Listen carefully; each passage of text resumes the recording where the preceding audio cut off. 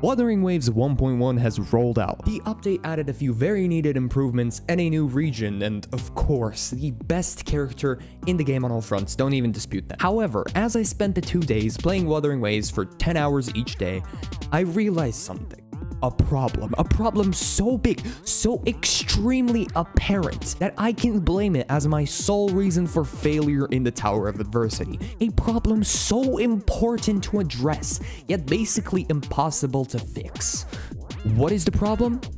Well, it's this thing called... that one character that single-handedly improves nearly every aspect of a team, but because so good, it needs to be put on every team, and you cannot put it on every team because there's only one of that character. Now, players who have played Wuthering Waves for more than like 2 seconds already know who I'm talking about, but in case you don't for whatever reason, it's Verena. This flower girl is currently the strongest character in the game. Now, for those unaware, let me just quickly list a few things Verena can do.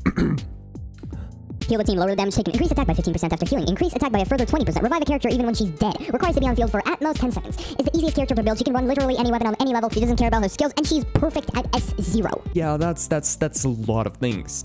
Now you see, most of Verena's stonks doesn't actually come from any of her main skills, it comes from her upgrade tree, and particularly the first and second upgrade, and from her outro skill. The first upgrade is a 20% boost to attack if Verena does basically anything. You can do almost anything and it will trigger this. I'm dead ass serious. You can trigger this by accident. Additionally, the rejuvenating glow set that is Verena's best in slot provides a 15% attack boost when you heal. Wow, just insane. You can trigger this by accident. Oh, and finally, Verena's second upgrade tree provides her with a literal revive, albeit at union level 40, and with a 10-minute cooldown, but she gets her revive at S0. Even Barbara has it at C6, and she's a 4-star, making her harder to get at C6. Oh wait, sorry, I forgot that's not L. Verena's outro skill provides a 15% all-type damage deepen. Do you know how many characters provide such a damage deepen? 7. Do you know how many provide 1 element-specific damage deepen? 2. Do you know how many of the remaining 5 provide a specific type of attack damage deepen? 3. Verena and Baishu are the only characters that provide an all damage deepen. And Verena provides a 15% one for 30 seconds. Baishi provides one for 15% for only 6 seconds. Additionally, if I read this correctly, Baishi provides this only to one character taking the field, not to all of your team. As a matter of fact, Verena is the only character that buffs your entire team. Additionally, you literally do not need to build her. All you need to do is get her to level 60 so you can get both her upgrade trees. And that's it. Unless, of course, you want to improve her healing. But if you don't, her weapons, weapon levels, skill levels, and even her echoes don't matter. All you want is some ER in case you want to use her ultimate, because her ultimate provides coordinated attacks. I can't speak those attacks. So if you're running Jinsei, you're going to need to get that. But all this that I have just thrown at you has made Verena the be-all and end-all healer and buffer. You want to run Jian? Here.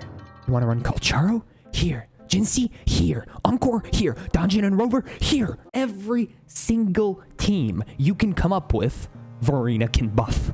You can avoid putting Verena in a team, like, for example, Jinsei, Yinlin, and the Red Dragon guy. You don't need Verena there, but hey, you're sacrificing so much DPS, healer, and comfort for that.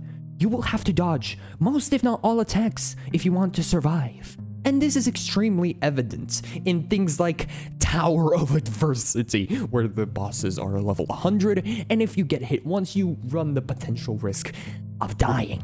And even more, in Tower of Adversity, you would want to run Verena in every team.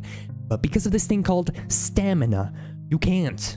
This is a serious problem because your second team will lose out on so much DPS, it isn't even funny. But don't get me wrong, it's not like other games haven't had this problem. I mean, literally every gacha game has had this problem in one way or another. It comes as a lack of characters in the early versions, so in the future, it will be balanced with the addition of new healers. But you see, to my memory, not a single game has had a character this overpowered. How are you going to balance this? This is already the strongest character in the game.